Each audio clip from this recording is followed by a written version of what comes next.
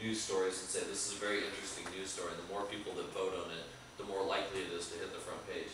There's something called the dig effect, which has taken down servers and websites left and right all across the world.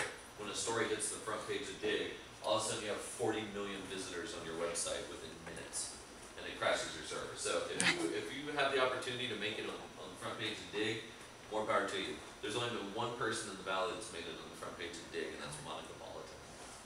Monica Politan, she's a kind of pop Yeah. culture princess and makes really cool, groovy jewelry, and Yep. yeah, And very she's hip. the only person I've ever seen from the Valley that's made it on the front page of Dig.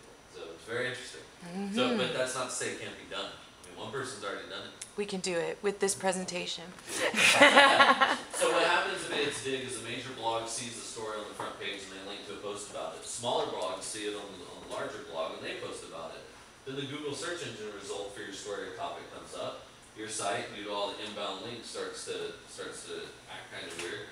The major blog has a link to your site. The Dig story has a link to your site. Blog number 2 has a link to your site, so on and so forth. If the content is great, it can end up on featured sites like AOL. 52 million unique visitors can see it.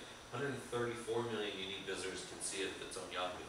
So take the other direction. You create the content, somebody tweets about it. They say, hey, I just read this story. It's pretty cool. So it gets on Twitter, and the Twitter users post it on their Facebook statuses. Once it hits Facebook, 128 million unique visitors see that. Boom. Everybody that connects and connects and connects. And this kind of shows you how once it starts to get tweeted, if it's a story that's interesting, if it's a story that people actually want to read, if it's content that people care about, it can go viral very, very quickly. So that's the social media effect. This is the conversation prism, and it's a lot like it's almost identical to the slide that I showed you before, but this, I'm not going to dig into this one. This one takes a lot of explanation, but it's really neat. It shows you how to manage your brand using the different social media sites. So you've got, there in the middle, I just don't have a mouse. Okay, there in the middle you've got your brand, and then it shows you what social media services to use to support your product. Which ones you use to manage your product, which ones you use for sales, for marketing, for PR, for community-based or grassroots-based campaigns.